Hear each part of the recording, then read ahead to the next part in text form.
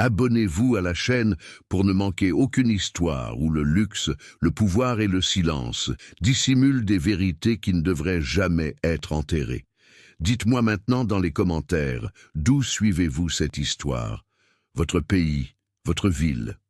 Le palais des apparences se dressait aux portes de Paris, tel un monument silencieux au pouvoir et au déclin. Construit au début du XXe siècle pour une famille aristocratique disparue des registres officiels après la Seconde Guerre mondiale, l'édifice avait été restauré avec une rigueur esthétique extrême. Marbre d'origine, tapisseries authentiques, lustres en cristal reconstitués, avec une obsession presque morbide. Aux yeux du monde, le palais symbolisait la réussite, la tradition et la renaissance. Pour ceux qui y travaillaient, c'était un lieu où le silence pesait plus lourd que les murs de pierre. Claire Moreau traversait chaque matin le hall principal d'un pas mesuré, conservant la posture qu'elle avait acquise au fil des années passées à travailler pour de riches familles. Elle n'était ni une invitée, ni une employée ordinaire. Elle était la conservatrice historique du palais, engagée pour veiller à ce que chaque détail corresponde au récit officiel vendu à la presse et aux investisseurs.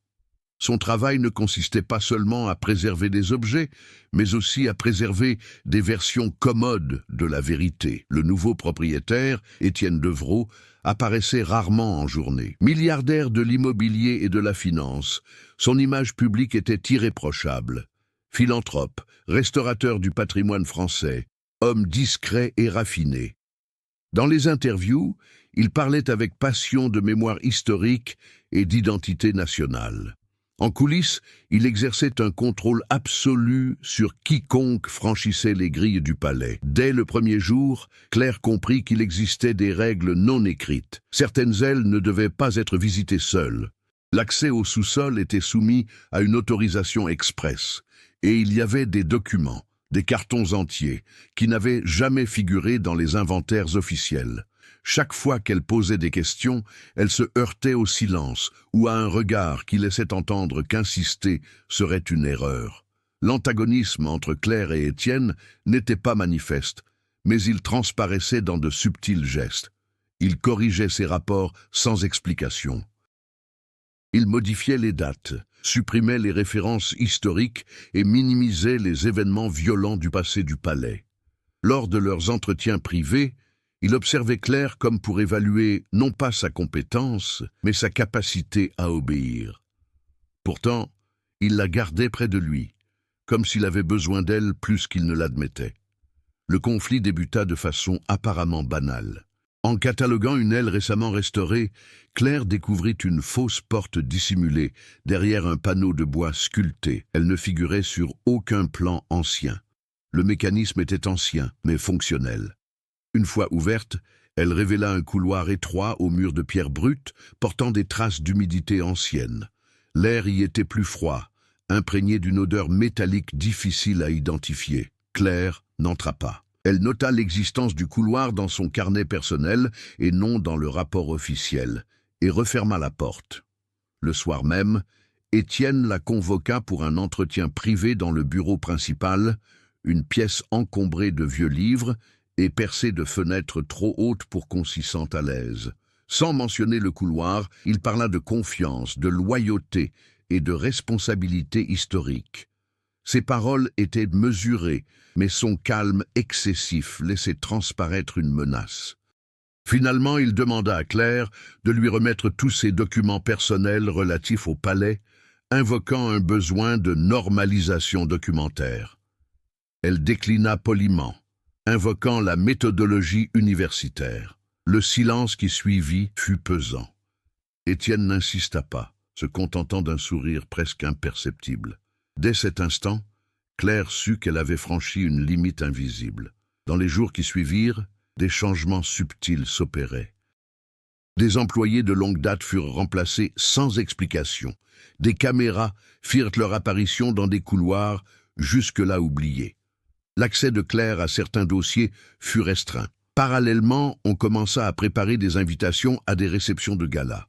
le palais serait officiellement présenté à l'élite européenne comme un symbole d'un passé reconquis. Mais quelque chose clochait. De vieilles photographies montraient des silhouettes barrées, des visages effacés avec une précision chirurgicale.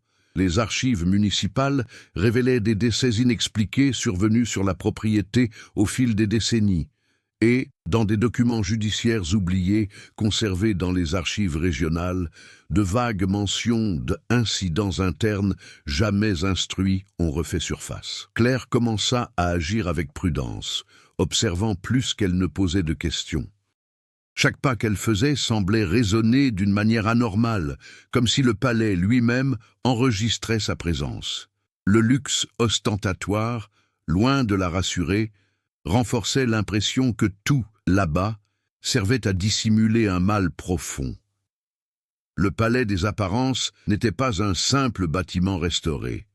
C'était une structure soigneusement construite pour perpétuer d'anciens mensonges, et Étienne Devreau semblait prêt à tout pour que certains secrets ne soient jamais révélés. Le palais des apparences ne fonctionnait pas comme une maison ordinaire. Il s'apparentait à un organisme clos, avec ses propres règles, des horaires rigides et une hiérarchie tacite que personne n'osait remettre en question. Chaque employé semblait occuper un rôle très précis, et toute tentative de transgression était immédiatement corrigée, non par des réprimandes, mais par des remplacements discrets. Claire commença à le remarquer en observant les détails de la vie quotidienne. Les jardiniers ne travaillaient jamais seuls et n'entraient jamais dans le bâtiment principal. Les gouvernantes évitaient certaines questions et interrompaient les conversations dès que le nom des anciens propriétaires était évoqué.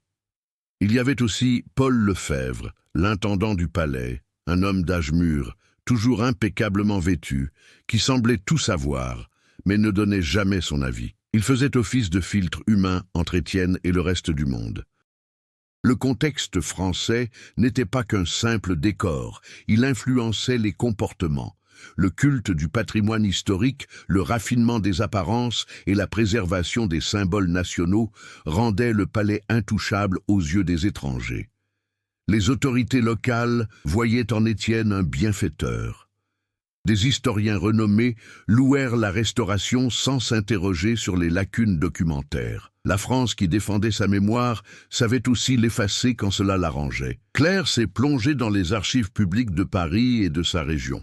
Elle passait des après-midi entières à la Bibliothèque nationale de France, à consulter de vieux journaux, des actes notariés et des documents juridiques incomplets. Elle a découvert que le palais avait appartenu à 3 familles différentes en moins de 50 ans, un fait extrêmement rare pour une propriété de cette taille. À chaque changement de propriétaire, des allusions vagues faisaient état de conflits internes, de décès soudains et de ventes à vil prix. Entre-temps, Étienne se faisait plus présent, non pas de manière intrusive, mais stratégique. Il apparaissait dans les couloirs au moment précis où Claire achevait ses recherches. Il commentait nonchalamment les sujets historiques qu'elle avait étudiés la veille, comme s'il avait indirectement accès à ses lectures. Il ne la confrontait jamais, mais il veillait aussi à ce qu'elle ne se sente jamais hors de son regard. D'autres personnages commencèrent à prendre de l'importance. Sophie Lambert, restauratrice d'art engagée temporairement, se révéla excessivement curieuse. Contrairement aux autres, elle posait des questions directes et ne cachait pas son malaise face à certains endroits du palais. Lors d'une brève conversation à l'atelier, elle mentionna avoir trouvé d'anciennes couches de peinture recouvrant des inscriptions sur les murs intérieurs, des marques qui ne figuraient pas dans les rapports officiels. Quelques jours plus tard, Sophie a été licenciée. Motif: incompatibilité technique. Ce schéma se répétait. Quiconque s'approchait trop près du véritable passé du palais disparaissait de l'équipe sans explication. Il n'y avait pas de conflits ouverts, seulement des effacements silencieux. Claire commença à comprendre que l'antagonisme d'Étienne ne se manifestait pas par une violence explicite, mais par une maîtrise absolue du récit. Elle sentit elle-même l'étau se resserrer lorsque Paul l'informa que ses rapports seraient désormais examinés par un conseil externe. Les documents lui furent rendus expurgés de passages, les dates modifiées et les références historiques édulcorées. Le palais ne voulait pas la vérité. Il en voulait une version acceptable. Néanmoins, l'environnement physique continuait de révéler des failles. Le soir, lors de réceptions privées, Claire remarquait que certaines portes restaient toujours verrouillées, même pendant les plus fastueuses. Dans certaines ailes, la musique semblait ne pas parvenir jusqu'aux oreilles. Dans un couloir précis de l'étage ouest, l'air était sensiblement plus froid et le marbre présentait des fissures qui ne correspondaient pas à une restauration récente. Le contraste était troublant.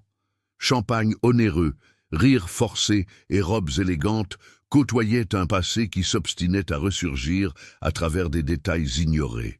Le luxe ne dissimulait pas le macabre, il ne faisait que le masquer.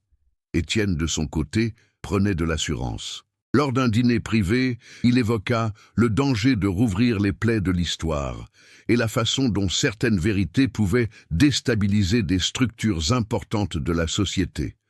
Son discours fut applaudi. Claire comprit qu'il ne parlait pas seulement du passé du palais, mais de quelque chose de bien plus vaste. Elle n'était plus seulement conservatrice, elle était devenue une menace silencieuse pour un système soigneusement construit. Et dans ce monde d'apparence irréprochable, le moindre faux pas pouvait lui coûter non seulement son emploi, mais aussi quelque chose de bien plus difficile à réparer. Le palais observait, et lentement, il commença à réagir. Dès lors, le conflit cessa d'être une simple querelle silencieuse autour de versions historiques et prit des contours plus concrets. Le palais des apparences commença à percevoir la présence de Claire comme un corps étranger qu'il fallait éliminer, non pas directement, mais par le biais d'obstacles savamment disposés. Le premier signe fut la perte d'accès. Les identifiants qui fonctionnaient auparavant furent alors refusés sans explication. Les portes électroniques mirent quelques secondes de plus à s'ouvrir lorsque Claire s'approchait, comme si quelqu'un l'observait et décidait de la laisser passer. Paul, toujours réservé, attribua tout à des problèmes techniques, mais il évitait son regard. Claire réagit en intensifiant ses actions. Au lieu de confronter Étienne, elle commença à œuvrer hors du palais. Elle visita des archives régionales oubliées, de petites mairies et d'anciens bureaux d'état civil en périphérie de Paris. Dans l'un d'eux, elle découvrit un registre incomplet de décès datant du début des années 1940. 3 décès liés à la propriété, classés comme accidentels, mais sans rapport détaillé. Les noms correspondaient à des personnes effacées de vieilles photographies qu'elle avait consultées. Le conflit prit une autre tournure lorsqu'un ancien employé reprit contact. Marcel, ancien veilleur de nuit, demanda à la rencontrer dans un café discret près de la gare de Lyon. Il semblait nerveux, jetant constamment des coups d'œil à la porte. Il parla peu, mais suffisamment pour faire basculer le récit. Il expliqua que certaines parties du sous-sol n'avaient jamais été rénovées, que, durant son service, il avait entendu des bruits provenant du plancher. Non pas des bruits de structure, mais quelque chose de plus rythmé, de métallique. Après avoir signalé ces bruits, il fut muté à un autre poste. Peu de temps après, il fut licencié. Avant de partir, Marcel remit à Claire une vieille copie d'un plan du palais. Le couloir secret qu'elle avait découvert y était clairement indiqué. Il menait à une chambre souterraine dont aucun document récent ne faisait mention. Au palais, Étienne était lui aussi à l'œuvre. Il accélérait les préparatifs de la grande inauguration officielle prévue quelques semaines plus tard. Investisseurs internationaux, autorités culturelles et membres de l'élite parisienne seraient présents. Plus l'événement approchait, moins il y aurait de place pour les questions. L'antagonisme s'est manifesté ouvertement lors d'une réunion privée. Étienne a confronté Claire pour la première fois, sans hausser le ton. Il lui a dit qu'elle outrepassait les limites de son rôle, que son obsession du passé risquait de détruire tout ce qu'il construisait.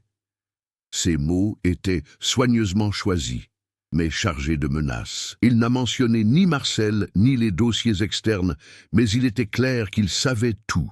En réponse, Claire ne céda pas. Elle remit un rapport partiel, mentionnant des incohérences documentaires et suggérant une étude historique plus approfondie. Sans accuser directement, elle laissa entendre que le palais dissimulait quelque chose de grave. Étienne le lut en silence et, à la fin, déclara seulement que le document serait évalué. Le lendemain matin, le rapport avait disparu du système. D'autres personnalités commencèrent à prendre position. Une journaliste culturelle tenta de contacter Claire, affirmant avoir reçu des informations anonymes concernant des irrégularités dans la restauration du palais. Avant que la conversation ne puisse se poursuivre, l'article fut retiré de la presse et remplacé par un texte élogieux sur le travail d'Étienne.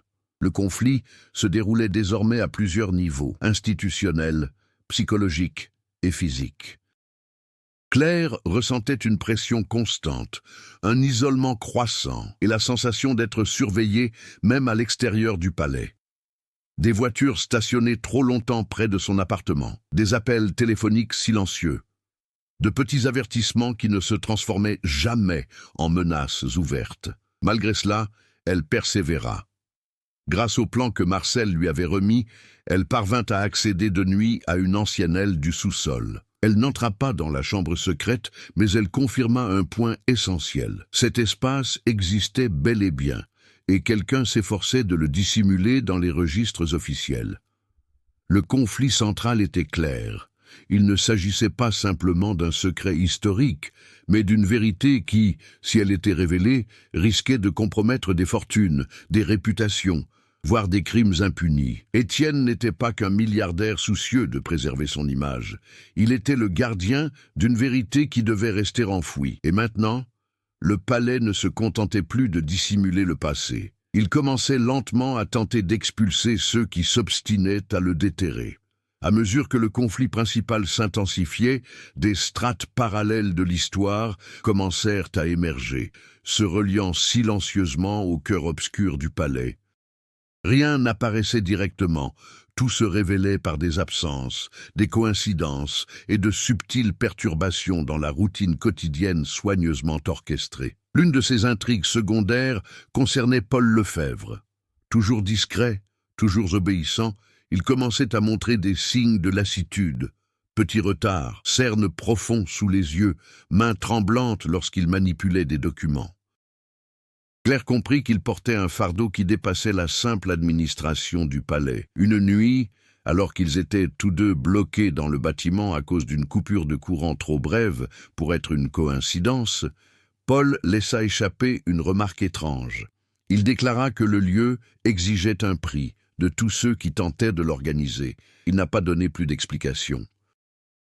Quelques minutes plus tard, il retrouva son énergie et reprit sa posture rigide, comme si de rien n'était.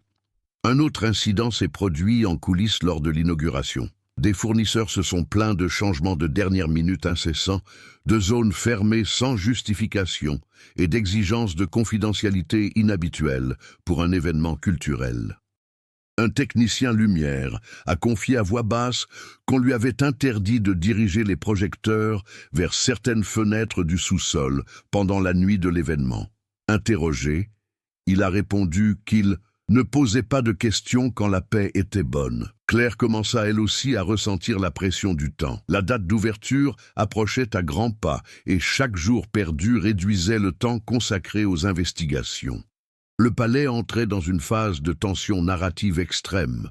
Tout devait être prêt, parfait, irréprochable. Cette échéance artificielle agissait comme une force invisible, poussant Claire à prendre des décisions plus risquées. Parallèlement, des incohérences sont apparues dans les documents financiers. D'importants dons à des fondations culturelles liées à Étienne ont coïncidé avec le silence des universitaires qui avaient auparavant mis en doute l'authenticité de la restauration. Un réseau de conflits d'intérêts se mettait en place, où le passé du palais était non seulement dissimulé, mais aussi acheté. L'élément le plus troublant, cependant, provenait d'un journal intime fragmentaire, découvert par hasard dans les archives municipales d'un village voisin. Les pages conservées appartenaient à une jeune femme qui avait vécu dans le palais pendant l'occupation allemande. Les entrées évoquaient des réunions nocturnes, des personnes qui entraient et disparaissaient à jamais, et une salle souterraine où se prenaient des décisions irrévocables. Le journal s'achevait brutalement, sans aucune mention de décès. Ces intrigues secondaires ne détournèrent pas Claire du conflit principal. Au contraire, elles resserrèrent l'étau. Tout convergeait vers la cave, la chambre secrète, un lieu où le passé n'était pas seulement remémoré, mais aussi mis en scène. L'atmosphère réagit presque instinctivement. Les portes qui grinçaient autrefois se fermaient désormais silencieusement. Le système de sécurité fut renforcé. De nouvelles règles internes interdisaient tout déplacement après une certaine heure. Le palais se referma sur lui-même, se préparant au grand spectacle public tout en enfouissant plus profondément encore ses contradictions. Claire commença à ressentir physiquement la pression. Elle dormait peu, mangeait mal, mais évitait de s'attarder sur les réflexions. Ses décisions devinrent de plus en plus pragmatiques. Photocopier des documents, photographier des preuves, créer des solutions de repli. Elle ne faisait plus confiance aux systèmes numériques internes. Paul était devenu une énigme dangereuse. Il en savait trop, mais semblait prisonnier d'un secret qu'il ne parvenait pas à lâcher. Lors d'une brève rencontre dans le parking souterrain, il se contenta de dire « Tous les secrets ne veulent pas être révélés. Certains se défendent d'eux-mêmes. » La complexité de l'intrigue se resserra comme un nœud. Il n'y avait plus de place pour les intrigues secondaires. Chaque fil convergeait vers le même point. La première, le sous-sol scellé, et la certitude que si rien n'était fait d'ici là, le palais des apparences scellerait définitivement ses mensonges, sous des couches de luxe et d'applaudissements. Le tournant ne survint ni par un scandale public, ni par une révélation explicite, mais par un bouleversement subtil et irréversible de l'équilibre des pouvoirs au sein du palais des apparences. C'était la première fois que Claire comprenait qu'elle n'enquêtait pas seulement sur un vieux secret, mais qu'elle était confrontée à quelque chose de toujours actif. Aux premières heures d'un mardi matin, l'alarme du palais s'est déclenchée pendant quelques minutes. L'incident a été officiellement enregistré comme un dysfonctionnement électrique. Aucune équipe extérieure n'a été appelée. Pourtant, en arrivant ce matin-là, Claire a remarqué un changement. Le couloir du sous-sol qu'elle avait repéré auparavant était différent. Des marques récentes sur le sol en pierre, des résidus de chaux et une fine poussière qui n'était pas là la veille. Quelqu'un était passé par là, récemment. Lorsqu'elle croisa le chemin de Paul, elle ressentit pour la première fois une peur véritable. Il n'évitait pas seulement son regard, il évitait tout contact physique avec elle, comme si la proximité était dangereuse. Sans dire un mot, il laissa tomber une vieille carte magnétique, manifestement hors d'usage. Ce n'était pas un accident, c'était un geste calculé et désespéré. Cette nuit-là, Claire retourna au palais après le couvre-feu. Elle utilisa le carton pour accéder à une partie oubliée du sous-sol. La lumière était faible, jaunâtre, et l'air était imprégné d'une odeur métallique plus forte que jamais. Le couloir secret débouchait sur une porte renforcée, bien plus récente que le reste du bâtiment, camouflée pour paraître ancienne. Elle entra. La chambre souterraine n'était pas un espace abandonné. Elle était fonctionnelle. On y trouvait des équipements modernes intégrés à l'architecture ancienne, des tables en métal, des boîtes scellées et des archives physiques méticuleusement classées. Le passé n'y était pas figé. Il était utilisé. Le choc ne venait pas d'un objet isolé, mais de l'ensemble. Des listes de noms, des dates récentes, des photographies contemporaines côtoyant des documents historiques, des personnes liées à des conflits financiers, des successions contestées, des procès étouffés. Le palais avait été réutilisé comme lieu de disparition contrôlée au fil des décennies, s'adaptant aux époques, changeant de méthode, mais conservant la même logique. Ce secret mortel n'était pas seulement historique. Il était structurel. Avant même d'avoir pu comprendre ce qui se passait, elle entendit des pas au-dessus d'elle. Impossible de repartir par le même chemin sans être vue. Claire se cacha parmi les cartons, tandis que des voix résonnaient dont une lui était familière, celle d'Étienne Devreau. Il parlait d'un ton naturel, comme quelqu'un qui gérait des tâches routinières et non des crimes. Il évoquait les derniers préparatifs pour le vernissage, mentionnant des détails à régler avant l'ouverture au public. C'est là que se confirma la révélation finale de ce tournant décisif. Étienne n'était pas seulement le gardien actuel du secret. Il était l'héritier d'une structure ancestrale, transmise comme un legs silencieux. Le palais ne dissimulait pas les décès occasionnels.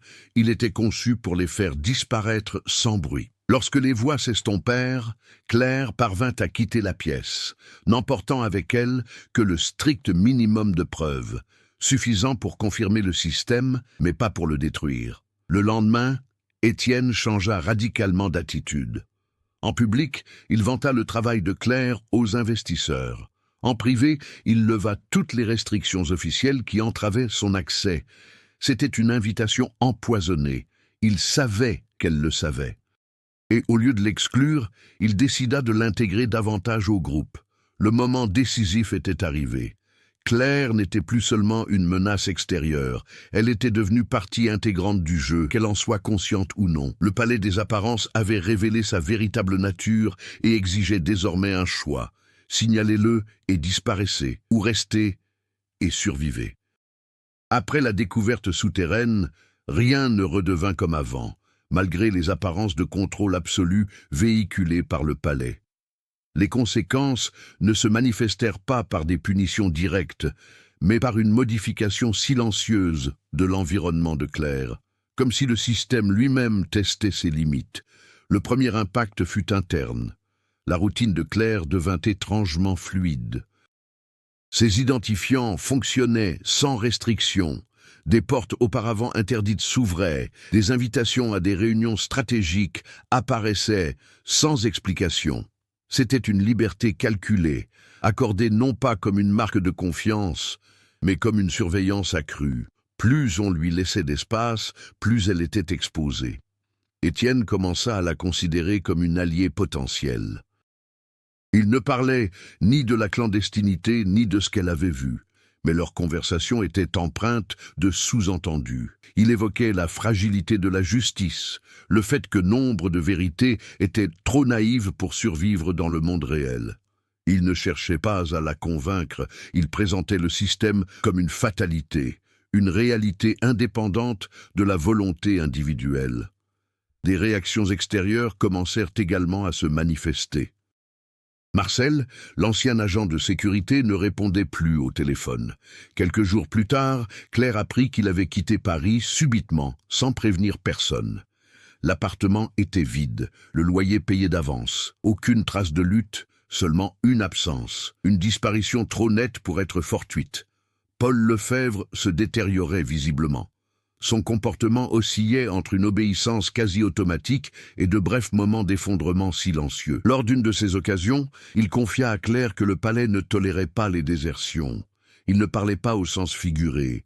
Il expliqua que tous les administrateurs précédents avaient connu le même sort, promus, récompensés et prisonniers d'un secret trop lourd à porter seul. L'inauguration approchait et avec elle un sentiment d'irréversibilité. L'événement n'était pas une simple célébration. Il s'agissait d'une consécration publique. Une fois officiellement ouvert, le palais deviendrait intouchable, protégé par des contrats, des intérêts politiques et des récits culturels établis. Toute dénonciation ultérieure serait facilement discréditée. Claire tenta d'agir avec pragmatisme. Elle fit des copies des preuves en sa possession et les distribua à différents endroits. Elle contacta un procureur réputé pour ses enquêtes sur les crimes financiers, mais la conversation fut brutalement interrompue en raison d'un prétendu conflit d'intérêts. Même en dehors du palais, des obstacles se dressèrent avant même qu'ils ne puissent être franchis. L'impact émotionnel ne s'est pas manifesté par vagues soudaines, mais par une usure progressive. Claire réalisa qu'elle était peu à peu intégrée au système qu'elle abhorrait. Les gens commencèrent à lui faire confiance. Les employés recherchaient son approbation. Elle commençait à occuper une place qui avait appartenu à d'autres, désormais absents. Étienne observa tout patiemment. Lors d'une dernière conversation avant l'inauguration, il prononça une phrase simple. Le palais avait survécu aux guerres, aux régimes et aux crises parce qu'il n'avait jamais lutté contre le temps, mais seulement attendu. Le message était clair. Toute résistance était vaine sans un coup décisif.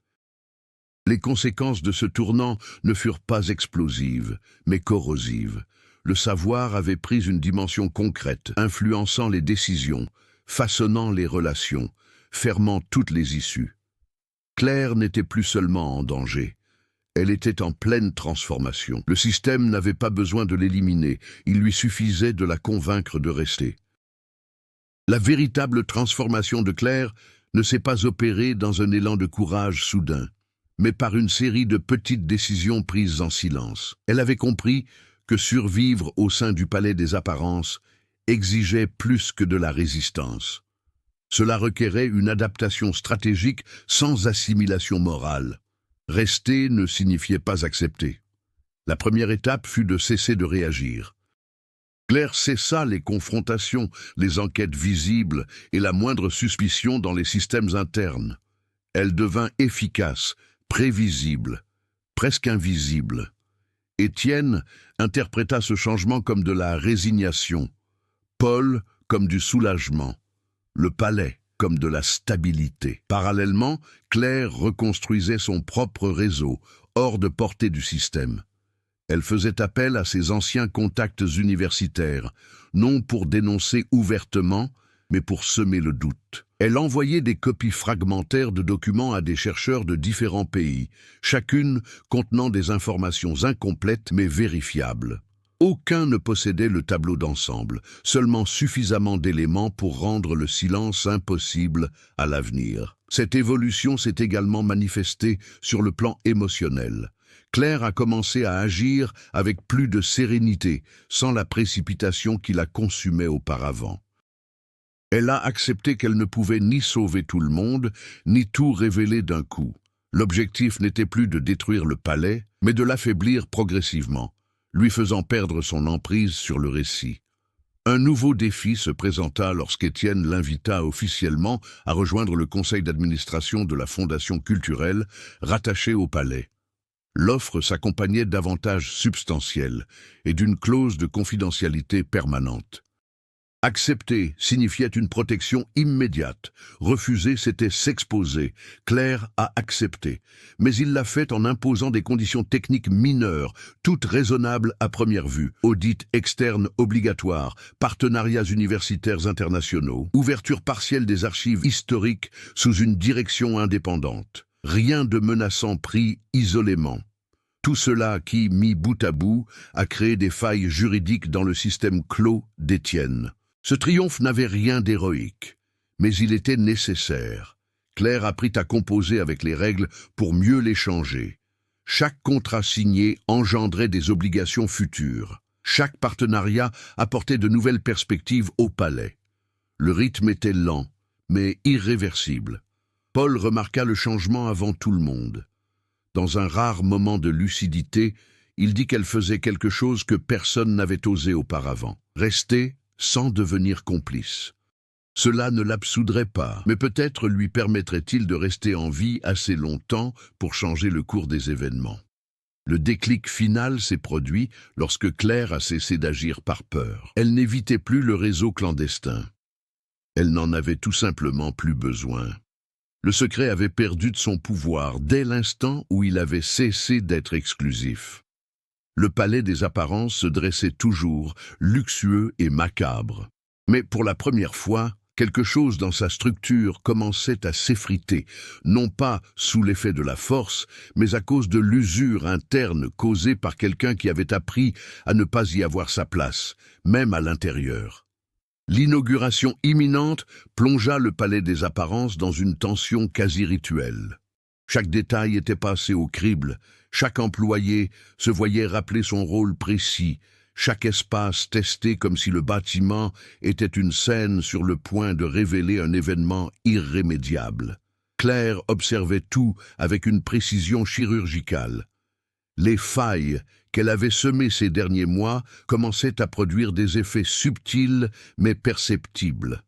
Les auditeurs externes demandaient des documents supplémentaires. Les universités partenaires exigeaient un accès technique à des fichiers jusque-là inaccessibles. Rien n'a explosé. Tout s'est accumulé. Des intrigues secondaires commencèrent à se dévoiler. Sophie Lambert, la restauratrice congédiée, réapparut discrètement comme consultante externe pour l'un des établissements universitaires liés au projet. Sa présence était légitime, officielle, impossible à bloquer sans éveiller les soupçons. Le palais ne pouvait plus contrôler pleinement qui entrait ni qui observait. Paul Lefebvre semblait épuisé. Son rôle était devenu superflu face à la nouvelle hiérarchie administrative. Silencieusement, il tendit à Claire une vieille clé physique non enregistrée correspondant à une sortie de service au sous-sol. Il n'expliqua rien. C'était inutile. C'était le dernier geste possible avant de disparaître définitivement du cœur du pouvoir de décision. Étienne, de son côté, prenait de l'assurance. Convaincu que l'investiture consoliderait son pouvoir, il commença à agir avec moins de prudence.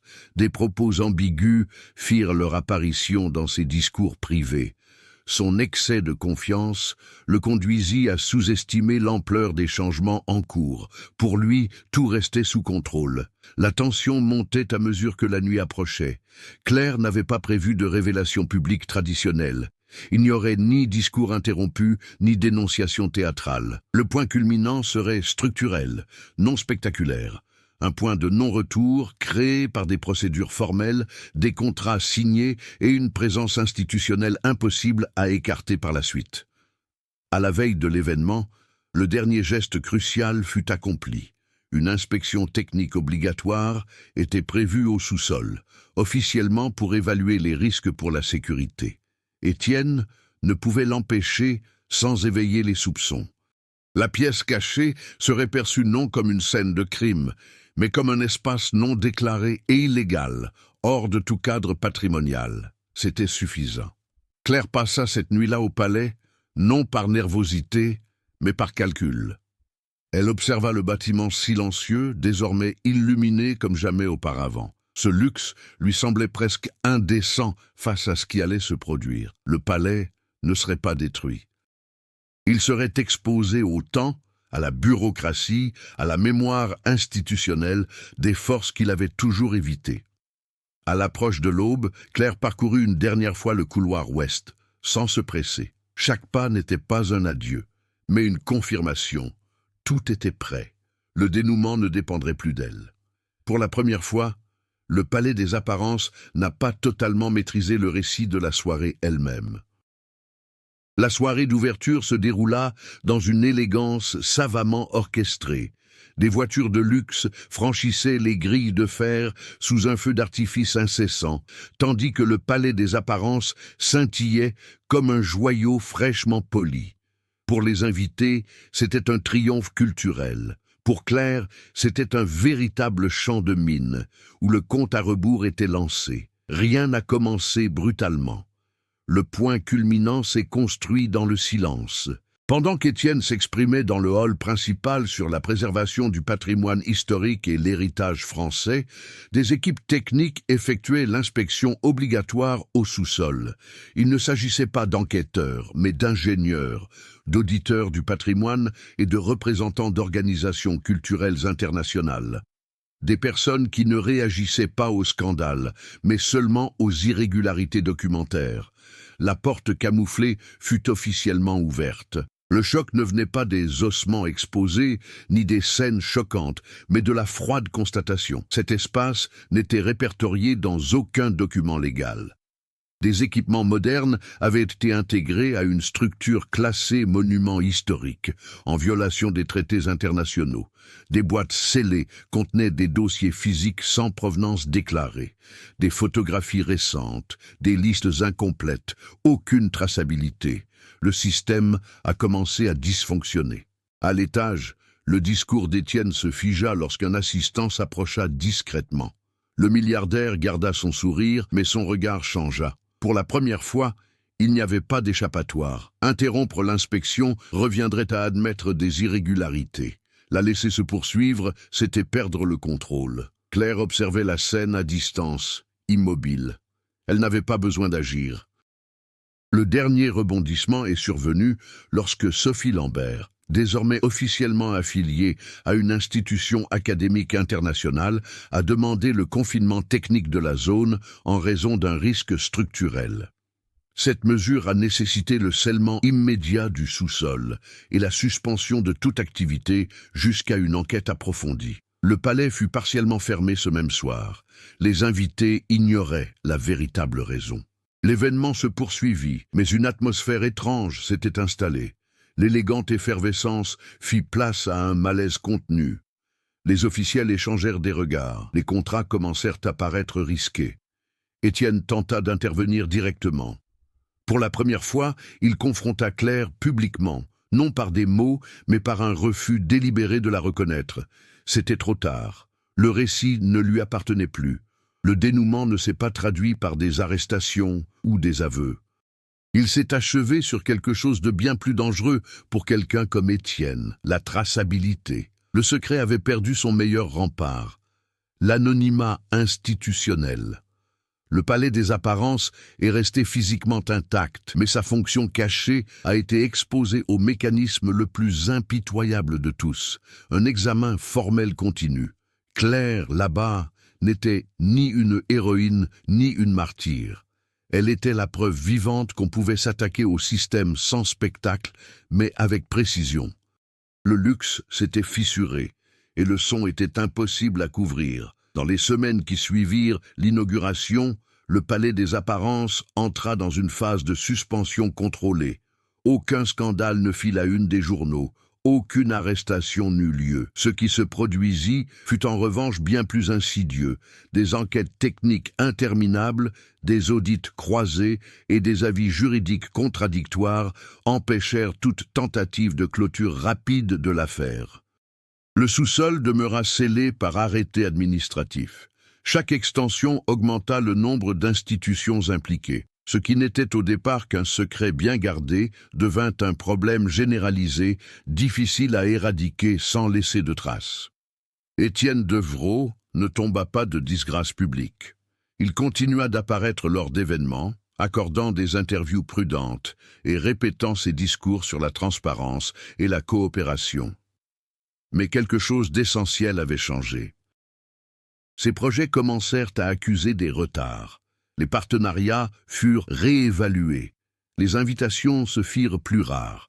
Le pouvoir demeurait, mais il exigeait désormais un effort constant pour le conserver. Claire a officiellement quitté son poste quelques mois plus tard. Le départ s'est fait avec élégance, d'un commun accord, justifié par des divergences méthodologiques. Aucune accusation, aucune rupture visible. Pourtant, son nom a commencé à circuler discrètement au sein d'institutions attachées à l'audit indépendant et à une mémoire historique authentique. Paul Lefebvre a disparu de la vie publique. Aucune déclaration officielle n'a été faite. Certains disaient qu'il avait pris sa retraite. D'autres qu'il avait endossé un rôle international. Pour Claire, son absence n'était qu'une confirmation supplémentaire que certains rôles ne résistent pas à l'éclatement du silence. Les conséquences les plus profondes ont tardé à se manifester. Des documents ont commencé à refaire surface dans des contextes inattendus. Des chercheurs ont publié des articles remettant en question les versions établies de l'histoire du palais. D'anciennes affaires ont été rouvertes sous de nouvelles classifications juridiques. Aucun ne mentionnait directement ce qui s'était passé, mais tous soulignaient des lacunes qu'il était désormais impossible d'ignorer.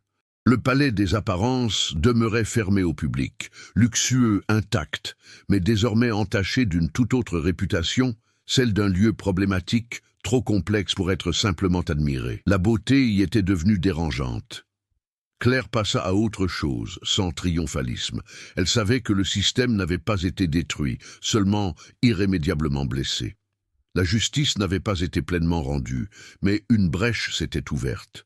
Le secret n'était plus à l'abri. Et dans ce monde-là, c'était parfois le maximum que l'on pouvait espérer.